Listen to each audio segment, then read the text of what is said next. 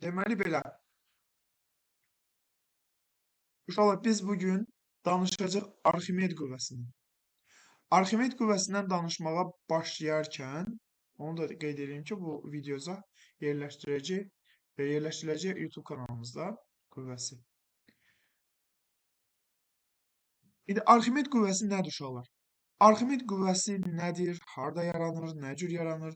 Gəlin birinci bu məsələni çözək ki, bu nədir, nə mənəm şeydir, harda yaranır, niyə yaranır?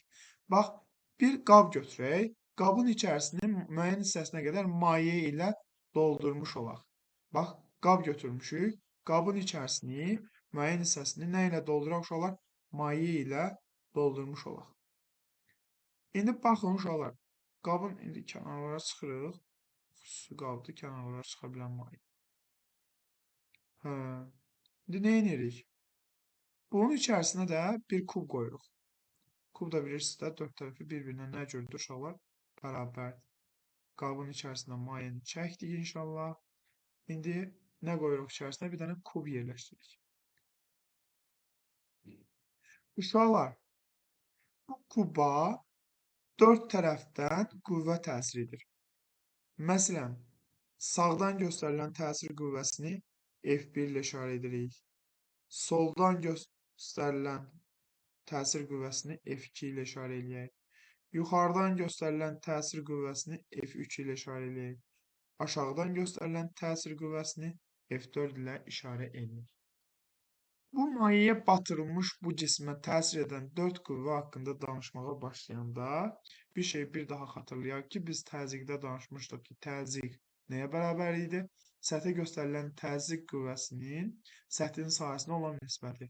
Buradan biz qüvvəni tapanda F də nəyə bərabər idi?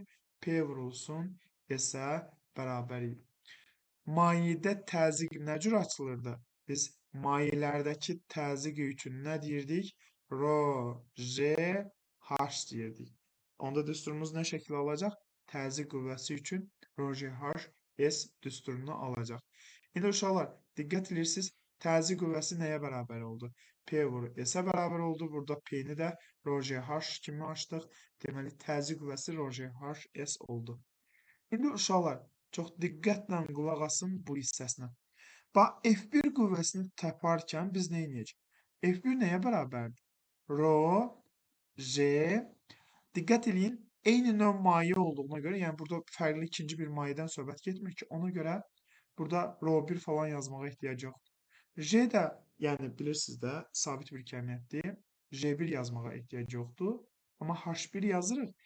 S1 də yazmağa ehtiyac yoxdur. Niyə? Çünki kubdur. Kubundakı dörd tərəfinin sahəsi bir-birinə, bütün tərəflərinin daha doğrusu sahəsi bir-birinə bərabərdir. F2'ni də yazarkən eyni şəkildə nə yazacaq? Rho, J, H2, S yazmış olacaq.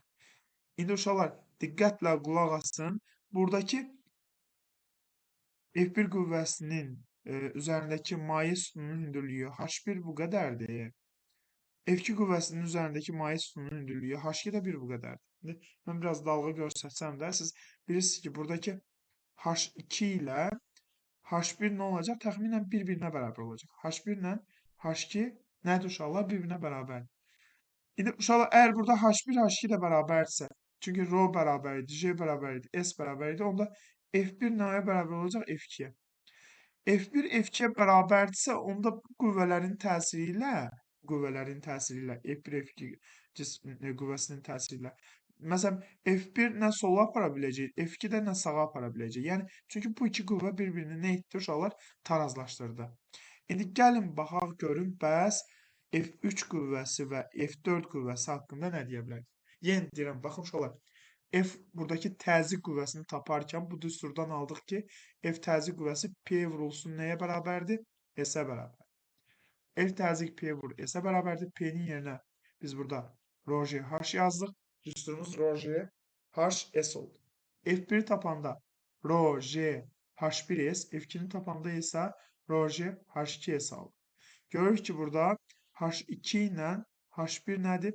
Bir-birinə bərabərdir. Onda F1 ilə F2 bərabərdir. Dolayısıyla bu ikisinin əvəzləyicisi nədir? Sıfırdır. İndi gəlin F3 qüvvəsi, F4 qüvvəsi üçün bu anlayışları şərh edin. F3 qüvvəsini təyin edəndə F3 qüvvəsi nəyə bərabərdir? rho j h3s. F4 qüvvəsini təyin edəndə F4 qüvvəmiz nə qədərdir? Rho j h4s. Yenə deyirəm, rho dəyişmir, j dəyişmir. Kub dediyimizə görə sahə də eynidir. İndi çox diqqətlə baxın, bəs h3 nədir, h4 nədir? Qırmızı ilə H3-ü və H4-ü qeyd edirəm. Uşaqlar, buradan göstərilən təsir qüvvəsindən söhbət gedirsə, buradakı maye sütunun hündürlüyü, yəni H3-ümüz nə qədərdir? 1 bu qədər. Əgər buradan yekun göstərilən bu mayenin təzyiq qüvvəsindən söhbət gedirsə, bəs buradakı maye sütunun hündürlüyü nə qədərdir? Birbaşa ümumilikdə mayenin hündürlüyü. Yəni H4-ümüz budur. İndi uşaqlar, görürük ki, H4 nədir? Böyükdür. Nədən? H3-dən. Əgər H4 H3-dən böyükdürsə, belə çıxır ki, onda F4 də nədir? F3-dən böyükdür. F4 nədir? F3-dən böyükdür. Onda belə çıxır ki, bu cismə aşağıdan təsir edən F4 qüvvəsi yuxarıdan göstərilən təsirdən böyükdür. Arximed də belə qənaətə gəlib ki, belə çıxırdı ki, buradakı F əvəzləyici qüvvəni tapmaq üçün böyük olan F4-dən nəyi çıxmalıyam? F3-ü çıxmalıyam. F4 nədir? Rho j h4s. F3 nədir? Rho j h3s. İndi uşaqlar, Rho j s-ləri ortaq vuruq kimi mötərizə xaricinə çıxararsaq, burada nə qalacaq? H4 çıx H3 qalacaq. H4 çıx H3-ün yerinə nə yazarıq uşaqlar? Delta H-ı. Fikir verirsiniz, S delta H da nəyə bərabər idi? Həcmə. Yəni nə alırıq? Rho j v alırıq. Əvəzləyici qüvvə üçün nə alıb Arximed? Rho j v alıb və bunu Arximed kəşf etdiyinə görə bu qüvvə adlanıb F Arximed qüvvəsi. Yenə deyirəm, çox diqqətlə bir daha qulaq asın. Deməli, üçüncü qüvvənin bu maye sütununun hündürlüyü 1 bu qədərdir. Dördüncü qüvvə buradan təsir göstərdiyinə görə maye sütununun hündürlüyü 1 bu qədər.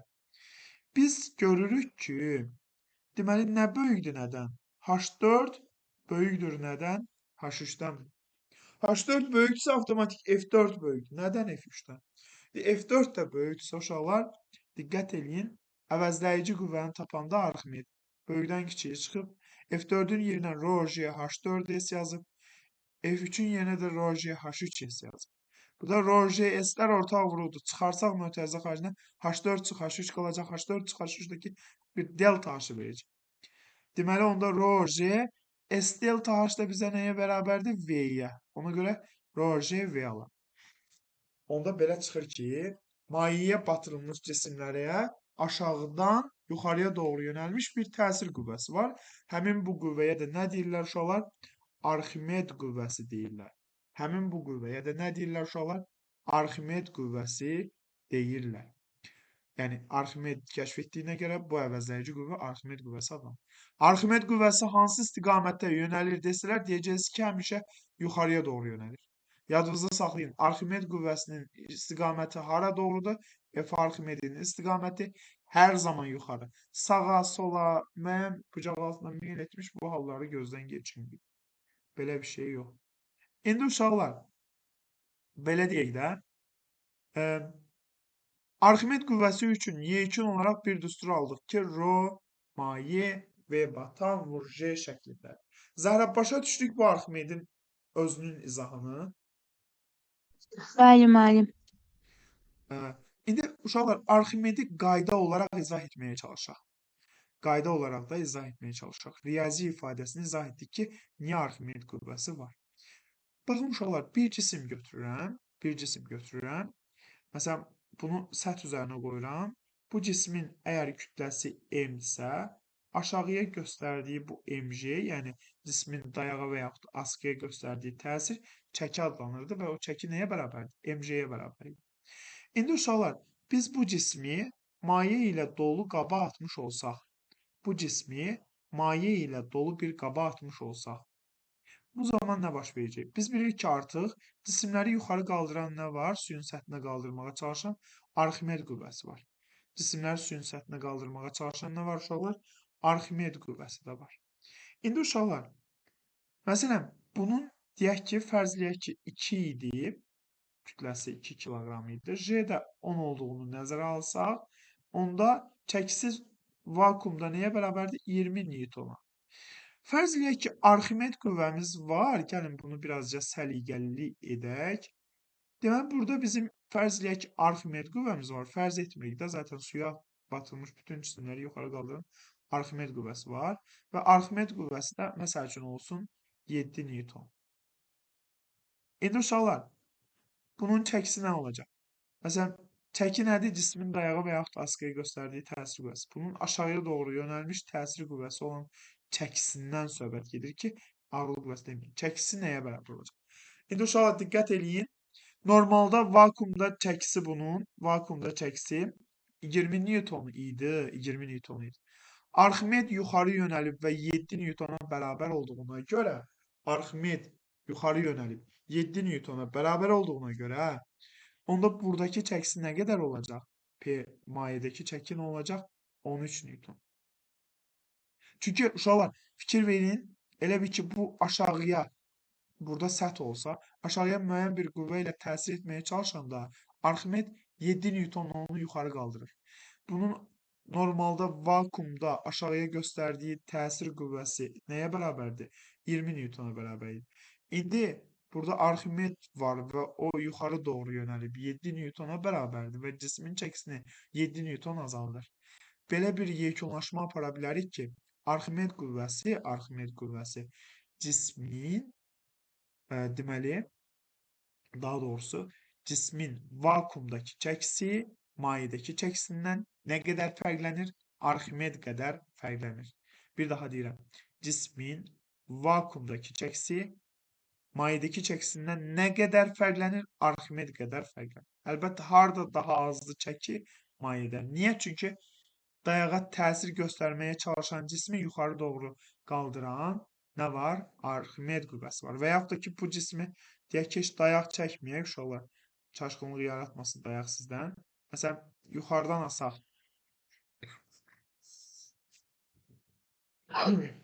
İndi yuxarıdan asaq iplə. Bunu yuxarı qaldıran nə var Arximed? Gərilmə azalacaq da, elə deyil avtomatik olaraq. Normalda çəki var, bu cismin aşağı çəkən çəkisi var, o mc-yə bərabərdir, su olmasaydı. Su var deyə, içərisində Arximed qüvvəsi də var deyə, Arximed qüvvəsi bunu nə edir? Yuxarı qaldır. Çəki nə qədər azalır? Arximed qədər azalır. Yəni, bu askını aşağı doğru çəkən çəki nə qədər azalır? Arximed qədər azalmış. Belə. Bax, indi uşaqlar, bizim burada bilməli olduğumuz başqa məqamlar nədən ibarətdir? İndi inşallah testləri yazdıqca danışmış olacaq bu məqamlardan. İndi kitabdan da gedəcək. Və bir qızıl qaydalarımızdan biri də var ki, indi səbəbini açmayacaq. Dərslərdə açırıq bunu kifayət qədər. Video çox uzun çəkməsin, çünki ardınca imkanı da izah edəcək. Harda üzür sözünü görmüş olsaq, Arximed qüvvəsini da Romaye və batan vurje şəklində yazmayın. Üzür sözünü görəndə Arximed qüvvəsini mc ilə ifadə edin. Üzür sözünü gördükdə Arximed qüvvəsi üçün uşaqlar mc yazın. Bunu ispat eləmişik dərslərdə. Səbəb. Bu belə. İndi uşaqlar, gəlin burada davam edək. Bəzi testləri izah edək ki, baxın uşaqlar, biz nələri bilməliyik Arximedlə bağlı ümumiləşmələr aparaq.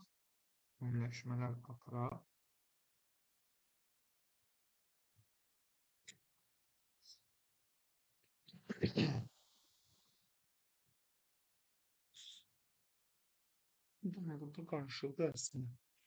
Yəni, səbəblər çıxır. Bura qarışıqdır, heç xoşuma gəlmir. Özümüz çəkməyə çalışıq. Allah.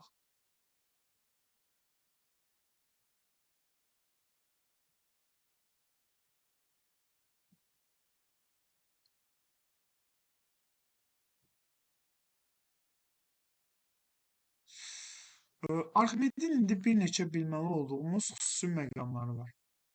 Bu xüsusi məqamlar nələrdən ibarət? Arximedin bir neçə bilməli olduğumuz xüsusi məqamları var. Məsələn, deyir ki, maye yerləşən qabda Bunun sonra gəlin əslində birinci üzmə şərtlərindən danışaq. Üzmə şərtləri. Uşaqlar, yadınızda saxlayın ki, mayeyə batırılmış cisim, deyək ki, mayenin içərisinə atılmış cisim haqqında danışsaq, maye içərisinə atılmış cisim haqqında danışsaq. Burada bu cismin üzmə şərtləri haqqında nələr deyə bilərik? Burada bu cismin mayedəki üzmə şərtləri haqqında nələr deyə bilərik?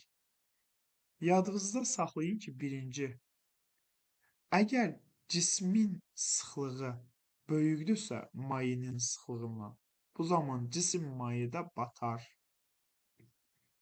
Məsələn, bu cisimdir, rho cisimdir. Bu da mayenin sıxlığı, rho mayenin. Əgər cismin sıxlığı çoxdursa, nə baş verəcək? Batma. Əgər mayenin sıxlığı çoxdursa, cisim mayenin nə edəcək? Səthinə qalxmış olacaq. Cisim mayenin nəyinə? Səthinə qalxmış olacaq. Səthinə qalxar. Əgər uşaqlar təxminən cismin sıxlığı ilə mayenin sıxlığı bir-birinə bərabərdirsə, onda mayenin daxilində üzür. Bir daha deyirəm, deməli nə baş verəcək? Mayenin daxilində üzmüş olacaq. 3 hal var. Batar, səthdə üzər, daxilində üzər. Əgər cismin sıxlığı, yenə də deyirəm, hələ də qarışdıranlar olur. Cismin sıxlığı çoxdursa batır. Mayenin sıxlığı çoxdursa səthə qalxır. Əgər təxminən bir-birinə bərabərdirsə, nə baş vermiş olacaq uşaqlar? Daxildə üzmüş olacaq. Bu bir. Sonra da uşaqlar, növbəti bilməli olduğunuz qeyd burada odur ki, sizdən sorsa ki, batan hissə nə qədərdir? Batan hissə. Batan hissəni təyin edin. Batan hissəni nə cür tapacaqsınız? Nənə də batır, cisim mayedə. Belə yadda saxlayın ki, və batan hissənin həcmi rho cisim böl rho maye ilə hesablanır. Bir daha deyirəm, batan hissənin həcmi düsturu nə cürdür? Rho cisim böl rho maye olmuş olacaq. Əlbəttə ki, suyun səthinə qalxan hissənin həcmini, səthə qalxan hissənin həcmini tapanda uşaqlar nə olacaq? 1 çıxılsın rho cisim böl rho maye olmuş olacaq. 1 çıxılsın rho cisim böl rho maye olmuş olacaq. Bu da bizim üzmə şərtləri və ümumiyyətlə bilməli olduğumuz Arximeddə əsas məqamlardır. Bir daha deyirəm. Əgər cismin sıxlığı çoxdursa batır, mayenin sıxlığı çoxsa səthə qalxır, təxminən bərabərlik varsa daxildə üzmə baş verəcək. Sizdən batan hissə soruşsalar, batan hissə nəyə bərabərdir? Rho cisim bölünsün, rho mayeyə bərabər. Əlbəttə ki, məsələn, 3-də 2-si batıbsa, hansı hissəsi suyun səthindədir? 3-də 1-i. Elə deyil? Onda suyun səthində qalan hissəsini tapmaq üçün nə edərik? 3-də 2-si batıbsa 1-dən çıxarıq nəyi? 3-də 2-ni. Yəni, deməli, suyun səthinə qalan hissə üçün 1 çıxılsın, rho cisim böl rho mayeni yazarıq. Yenə də burada incə bir məqam var, onu vurğulayım ki, uşaqlar, nənə də batır, cisim mayedə. Ona görə bəzən yaddan çıxır ki, rho maye böl rho cisim idi, yoxsa rho cisim böl rho.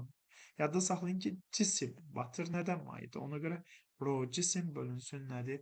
Rho mayedir demiş olacaq.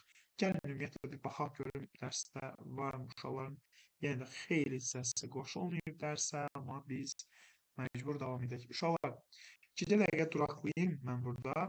Ekran görüntüsünü də saxlayacaq. Deməli, davam edək uşaqlar. Qeyd olunur, bəli, qeyd olunur. Davam edək.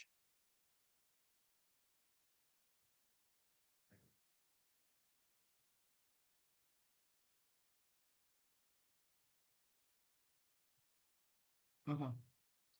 İndi uşaqlar, davam edək. Arximedlə bağlı bir neçə xüsusi qeydləri də izah edeyim və bununla da Arximedi biz yekunlaşdıraq. Məsələn, nələrdir onlar? Fərz eləyək ki, bir qab götürülüb uşaqlar, bir qab götürülüb. və tavandan ip vasitəsilə bir cisim asılı.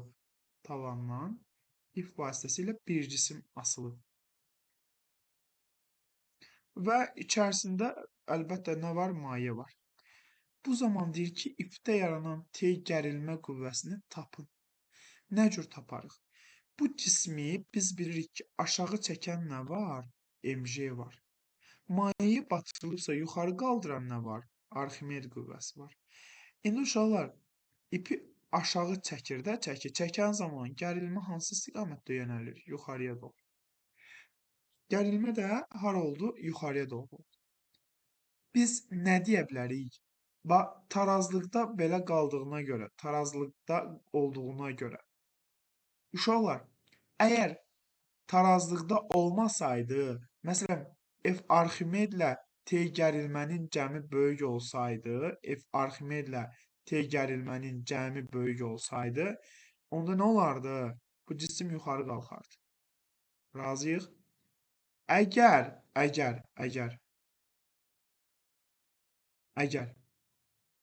MJ böyük olsaydı, ip qırılar, bu cisim aşağı düşərdi. İp qırılar, bu cisim nə olardı? Aşağı düşərdi. İndi belə çıxır ki, yuxarı qaldıran F Arximedlə T gərilmənin cəmi nəyə bərabər olub? MJ-yə. Çünki MJ böyük olsa aşağı da artar, F Arximedlə T gərilmə böyük olsa yuxarı qalxar. Belə tarazlıqda qalıbsa, deməli F Arximed nəyə bərabərdir? T gərilmə, daha doğrusu burada ümumi qüvvə haqqında nə deyə bilərik? F Arximed üstəgəl T gərilmə bərabərdir MJ-yə. Buradan da T gəlməni olduğu kimi saxlayıb Arximedi əks işarə ilə sağa keçirsək, MJ çıxılsın. Nə yazarıq? F Arximed yazar. MJ çıx, F Arximedi də Romaye və batan isə Vurje kimi yaza bilərik. Batan cismin həcmini təyin etmək üçün V-nin düsturu nədir? V bərabərdir M bölünsün. Nədir rho? Çünki M nəyə bərabər idi? Rho V-yə. V də burada nəyə bərabərdir? M bölü rho idi. Bu V-nin yerinə M bölü rho qoysaq, onda nə olacaq? MJ çıxılsın, rho maye, M bölünsün, nə? Rho. Vur J. Baxın uşaqlar, burada da MJ var, burada da MJ var. MJ-ni ortaq vuruq kimi mötərizə xaricinə çıxarsaq, MJ vurulsun, 1 çıxılsın, nə olacaq?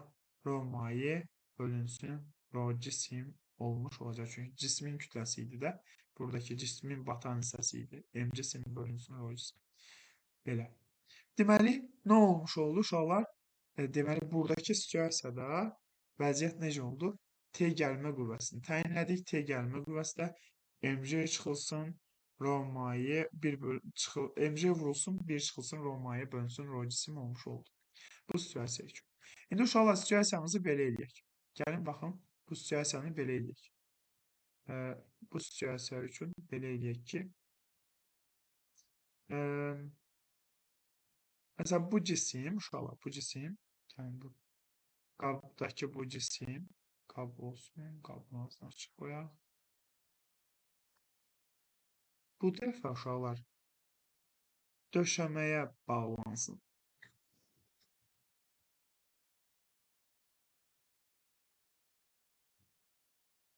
Bu cisim bu dəfə yuxarıdan asılmıyor. Bu şəkildə döşəməyə bağlansın. Bu zaman nə baş verir? Yenə də qüvvələri çəkək. Biz bilirik ki, bunu aşağı çəkən nəyi var? Aşağı çəkən MJ-si var. Yuxarı qaldıran nə var? Mayedə olduğuna görə F Arximed var. Uşaqlar, deməli T gəlmənin istiqaməti hara olacaq? Bu cisim yuxarı gedirsə, gərilmə aşağıya doğru olacaq. İndi desəydik ki, buradakı T gərilməni tapın, yenə də nə deyəcəkdik? Deyəcəkdik ki, buradakı T gərilmə ilə MJ-nin cəmi nəyə bərabər olmalıdır? F Arximedə. Nöşün. Çünki uşaqlar, Arximed böyük olsaydı, nə edərdi? Cisim ip qırılar yuxarı qalxardı. MJ ilə T gərilmə böyük olsaydı, onda bu cisim mayedə batar aşağı düşərdi. Düşmür ya da ki qırılıb qalxmırsa, yəni tarazlıq halındadsa, tarazlıq sözü varsa, məsələn, həlində tarazlıqdadır, onda belə çıxır ki, F Arximed MJ ilə nəyə bərabər T gəlmənin cəmi? Ümumiyyətlə, bizim belə bir qızıl qaydamız var ki, eyni istiqamətdəki tarazlıq halı üçün eyni istiqamətdəki qüvvələri toplayıb bərabərliyinə əks istiqamətdəki qüvvəyə. Bayaq da biz bunu belə etdik. İndi T gəlməni tapan zaman T gəlməni olduğu kimi saxlayıb nə edəcəyik? MJ-ni əks çarə ilə sağa keçəcək. Olacaq F Arximed çıxılsın nəyə bərabərdir? MJ-yə bərabər. F Arximedi nə cür açacaq? Romaya V batan hissə vur J çıx MJ kimi. Uşaqlar, batan hissənin həcmini nə cür açdıq bayaq? MC sim bölünsün necə?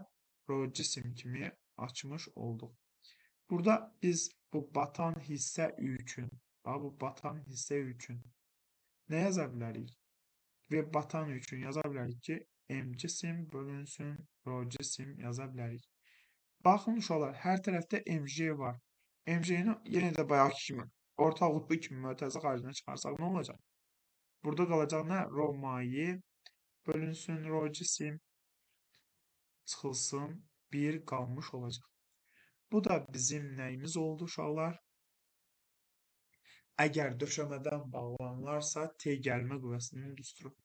Əgər bayaqki kimi tavandan bağlanılarsa MJ vurulsun 1 çıx Romaya böl Rho cismi idi. Burada saxladım onu silmədim.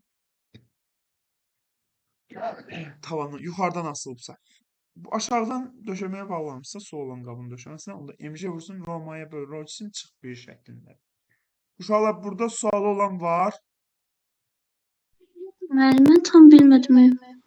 Nəyi bilmədin məsəl üçün? Qutarandan sonra niyə deyirsən ki? Harasını bilmədin? Bax, Fəridə, çox diqqətlə qulaq as. Bax, məsələn, ip vasitəsilə bu cismi mayəyə batırmışıq da, elə deyil Fəridə. Harasını bilmədin? Bax, məsələn, mənə o dinə harasını bilmədin konkret? Bax, Fəridə. Hə? Əvvəldən bilmədim. Əvvəldən bilməyəndə qız deyirlər də, mən 2 düstur çıxarmışam. Deməli, bax, Fəridə, bu məsəl üçün döşəməyə bağlanıb da, elə deyil. Arximed hara olur Fəridə? Yuxarıya doğru. Razıyıq? MJ hara olur? Aşağıya doğru. Razıyıq? T gəlmə hara olur? Aşağıya doğru. Biz dəfələrlə dərslərdə nə deyirik? Deyirik ki, eyni tarazlıq sözü varsa, tarazlıq sözü varsa, eyni istiqamətdəki qüvvələri toplayın, bərabərliyin əks istiqamətdəki qüvvəyə. Bax, niyə? Çünki MJ ilə T gərilmənin cəmi nəyə bərabər olmalıdır? Tarazlıq halı üçün Arximedə. Bax, T gərilmə ilə MJ-nin cəmi nəyə bərabər olmalıdır? Arximedə. Bərabər olmasa müəlliminə baş verəcək, bəs sən. Bax, Arximed böyük olsa Fəridə nə olar? İp qırılar, cisim yuxarı qalxar. MJ ilə T gərilmənin cəmi böyük olsa nə olar? Aşağı düşər də, batar. Razıyıq Fəridə buna. Müəllim, Onda belə çıxır ki, Arximed nəyə bərabər olmalıdır Fəridə? T gəlmə ilə MJ-nin cəmi. Razıyıq bu düsturun bu hissəsi ilə. Başa düşdük bunu? başa düşdüm, sonrasını bildim. Hə, indi bizdə burada soruşulurdu ki, T gərilmə nəyə bərabər? Buradan T gəlməni tapmaq üçün MJ əks işarə ilə sağa keçdi. Aldıq ki, F Arximed çıx MJ. Arximedi Rho maye və batan vur J kimi açıb. Batanı da M cisim bölü Rho cisim kimi yazdıq. MJ-ləri ortaq vuruq kimi mötərizə xaricinə çıxaranda MJ vurulsun, burada Rho maye bölünsün. Rho cisim qalır. Burada da MJ-ni çıxaranda 1 qalır. Çıx. Problem yoxdur. Bax, bunu bir daha al, o birisi situasiyanı bir daha yaz. İnşallah daha aydın başa düşəcəksən. Mən bunu indi ekran görüntüsü götürürəm uşaqlar. Siz də istəsəz screenshot eləyə bilərsiniz. Düzdür, paylaşılacaq video. Bu belə. Sonra biz nəyi bilməliyik? Sonra bizim bilməli olduğumuz nə var? Məsələn, desək ki,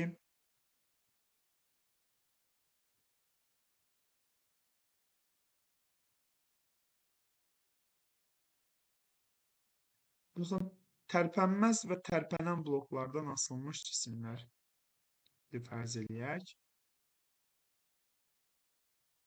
Məsələn, bu mən bir dənə tərpənməz bloku izah eləyəcəm.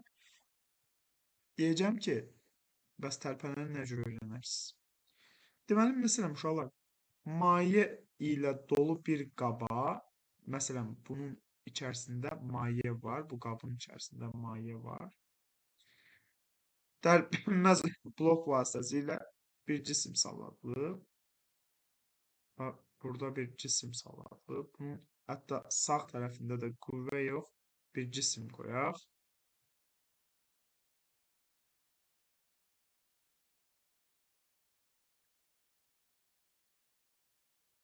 Məsələn, buradakı bu cismin kütləsi olsun ki, M1, bunun kütləsi M2 olsun. Desək ki, M1-i və yaxud da ki, M2-ni təyin edin, nə edəcək? Uşaqlar, diqqətlə qulaq asın.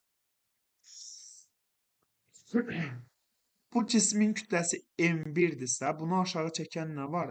M1J. Yenə də qeyd edirəm. Deyəcək ki, məsələnin şərtində tarazlıqdadır. Tarazlıqda qalıb. Tarazlıqdadır.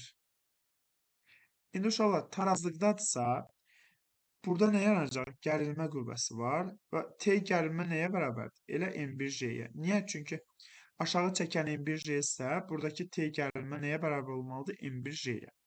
Digər tərəfdən sol tərəfdə də nə var? Qüvvə var və bu qüvvə də nəyə bərabərdir? Elə sağ tərəfdəki qüvvəyə. Yəni T gərilmə. Çünki biz dəfələrlə demişik ki, dərs sağlamdır. Tərpənməz blokun sağındakı qüvvənin əsası solundakı qüvvəni də o verir. Burada deməli yuxarı yönəlmiş T gərilmə var. Aşağı çəkən nə var? M2J var. Bir də yuxarı qaldıran bu cismin nə var? F Arximed var. Yenə də az öncə dediyim kimi uşaqlar. Az öncə dediyim kimi. Məsələn, burada T gərilmə üçün nə yazacaq? Sağ tərəfdəki T gərilmə üçün. Nəyə bərabərdir? M1J-yə. Niyə? Çünki bunu aşağı çəkən M1J var, yuxarı qaldıran T gərilmə də ki, M1J-yə bərabər olmalı. Çünki T gərilmə böyük olsa yuxarı qalxar, M1J böyük olsa ip qırılar aşağı düşür. Tarazlıq halı üçün T gərilmə nəyə bərabər olmalıdır? M1J. Sol tərəfə baxaq. Sol tərəf üçün tənasüb quraq. Yuxarı qaldıran uşaqlar nə var burada? T gərilmə. Digər tərəfdən bu cismi yuxarı qaldıran nə var? Deməli, digər tərəfdən bunu yuxarı qaldıran nə var? F Arximed. Onda T gərilmə ilə F Arximedin cəmi nəyə bərabər olmalıdır? M2J-yə. Niyə? Çünki M2J böyük olsa ip qırılar aşağı düşər. F Arximedin T gərilmə böyük olsa yuxarı qalxır. Tarazlıqdadırsa, deməli, yuxarı qaldıran, çox diqqətlə qulaq asın, yuxarı qaldıran T gərilmə ilə F Arximedin cəmi nəyə bərabər olmalıdır? Aşağı çəkən M2J-yə bərabər olmalıdır. İndi uşaqlar, bura baxın. Məsələn, T gərilmənin yerinə biz nə yaza bilirik? Yuxarıdakı M1J-ni. M1J üstə gəl, Arximedi də rho maye və batan isə vur J kimi aça bilərik. Nəyə bərabərdir? M2J-yə. Bax, hər yerdə J var da, mən bu J-ni ixtisar edə bilərəm hər yerdə. Edə bilirəm. Hər yerdə J var. Digər tərəfdən çox diqqətlə qulaq asın. Batan hansı cisimdir? M2 cisimdə bir deyil ki. Batan hissəni nə cür aça bilərik? İkinci cisim batdığına görə biz bilirik ki, V-nin düsturu B nəyə bərabərdir? M böl rho-ya bərabər. V-nin düsturunu nə cür açacaq burada? İkinci cisim batdığına görə M2 bölünsün nə? Rho cisim yazacaq. İndi uşaqlar baxın, sadələşdirək biraz. J ixtisar getdi. M1 üstə gəl. Rho maye. M2 böl rho cisim. Vur J. Üzr istəyirəm. Bu J yox idi. Getmişdi.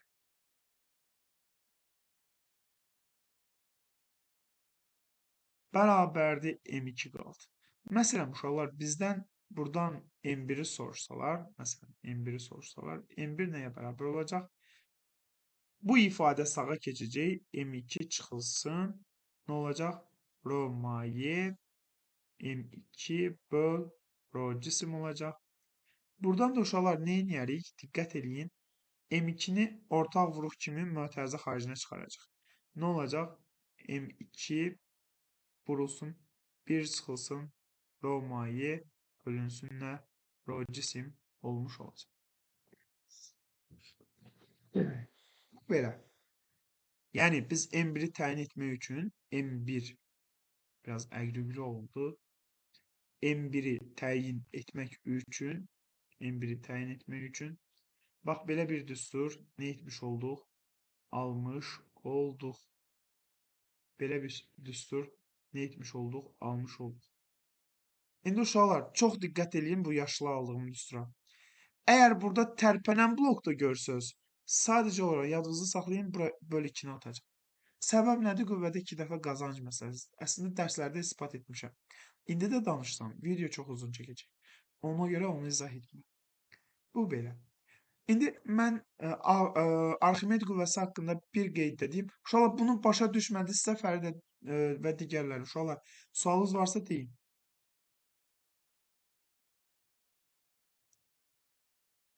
Yoxdursa davam edeyim. Çox. Hə, tamam. Silə. İndi məsələn başqa bir situasiyada izah edeyim. Bunu da Arximedi yekunlaşdıraq.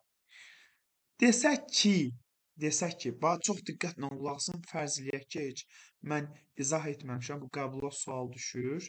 Belə bir sual, siz bu situasiyalardan nə cür çıxmalısınız? Söhbət onu tutmaqdan gedir. Deyir ki, cisim suya atılıb, məsələn, aşağı təcili hərəkət edən cismin təcilini təyin edin. Suya atılmış bir cisim təsəvvür edin. Bu cisimdir. Suya atılıb. Aşağı təcillə hərəkət edir. Bəs burada təcil nəyə bərabərdir desə nə edəcək? Baxın biz nə deyirik? Ümumiyyətlə bir cismi həmişə suda aşağı çəkən nə var? MJ. MJ həmişə hara doğrudur? Aşağıya doğru. Mənim eynəyimi gətirin də oradan. MJ hara doğrudur? Aşağıya doğru. Suya batırılmış cismi yuxarı qaldıran nə var? F Arximed qüvvəsi var. Elə deyil uşaqlar. Suya batırılmış cismi yuxarı qaldıran nə var? F Arximed qüvvəsi. Məsələn, deyir ki, mayenin müqavimət qüvvəsini nəzərə almayın və yaxud da sürtünməni nəzərə almayın. Onda buradakı əvəzləyici qüvvəni nə cür tapacaq? Əgər aşağı düşürsə, deməli nə böyük olub? Aşağı düşürsə, MJ nə olub? Böyük olub. Nədən? F Arximeddən. Əvəzləyici qüvvəni, yəni EMA-nı tapmaq üçün onda böyük qüvvədən, yəni MJ-dən nəyi çıxmalıyıq? F Arximedi çıxmalıyıq. İndi uşaqlar, EMA-nı saxlayaq, bərabərdir MJ. F Arximedi nə cür yazacaq? Rho maye və batan isə vur J kimi. Burada uşaqlar, EMA bərabərdir MJ çıx Rho maye və batan hissəni nə cür açacaq? M cisim bölünsün Rho cisim kimi. Vur J. Fikir verirsiniz, hər tərəfdə nə var? M-lər. İxtisar gedəcək. Nə qalacaq? A bərabərdir. J burada da var, burada da var. Ortaq vuruq kimi mötərizə xaricinə çıxararıq. 1 çıxılsın. Rho maye bölünsün. Onlar rho cisim olur. Bir daha deyirəm. Bax, aşağı təcillə hərəkət edən bir cismin. Aşağı təcillə hərəkət edən bir cismin təcili nə cür təyin olunur deyir. Nə soruşulur? Təcili. Təcil üçün aldıq ki, J vursun, 1 çıxılsın, Romaya böl olsun. Bunu necə aldıq? Aşağı düşən cismi aşağı çəkən MJ var, yuxarı qaldıran Arximed var. Onda əvəzləyici qüvvə nəyə bərabər olub? MJ çıxıb Arximed. Nə üçün MJ-dən çıxdı? Çünki böyük olub ki, aşağı düşür. Burada Arximedi nə cür açdıq? Romaye və batan hissə vuracaq. Uşaqlar, batan hissəni nə cür atdıq? M cisim bölünsün rho cisim. Burada da M var, burada da M var, burada da M var. A bərabərdir. J çıxılsın Romaya böl rho cisim vur J'dir. J'ni ortaq vuruq kimi. Çünki burada da var, burada da var. Mötərizə xaricinə çıxaranda J vurulsun. Burada qalır 1, burada çıxılsın Romaya böl rho cisim olur. Eynən uşaqlar bu məsələni, məsəl üçün, desəydi ki, məsələn bu məsələni, eynən bu məsələni, desəydi ki, yuxarı qalxan cisimdir. Yəni, mayedə yuxarı təcillə hərəkət edən cismin təcilini təyin edin. Baxın, sualım nədir? Yuxarı təcillə hərəkət edən cismin təcilini təyin edin. Yenə də MJ hara doğrudur? Aşağıya. Arximed hara doğrudur? Yuxarıya. Əvəzləyici qüvvə olan EMA-nı nə cür taparam? Yuxarı təcillə hərəkət edirsə, hansı böyükdür? F Arximed. Nədən MJ-dən? Çünki, F Arximedi nə cür açarıq? Rho maye və batan vur J çıx MJ. Gəlin buradakı bərabərliğini silək.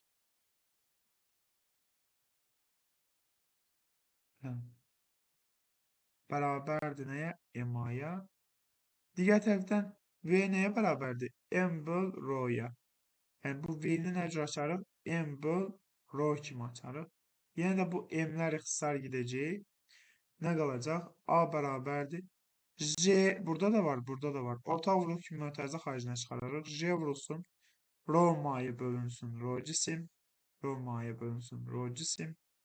Çıx nə? Burada da J-ni çıxarmışdıq. 1 qaldı. Yəni burada təcil, yəni aşağı düşəndə, aşağı təcilli hərəkətdə, aşağı təcilli hərəkət. J vur 1 çıx Romaya böl rho cisim. Yuxarı təcilli hərəkətdə isə J vur Romaya böl rho cisim çıx 1 şəklində nə olunur? Təyin olunur. Bu da bizim yükün Arximedes qüvvəsinin əsas bilməli olduğumuz məqamlar. Əlbəttə ki, bitdimi? Xeyr, yenə də var. Onlar haqqında da yavaş-yavaş danışarıq.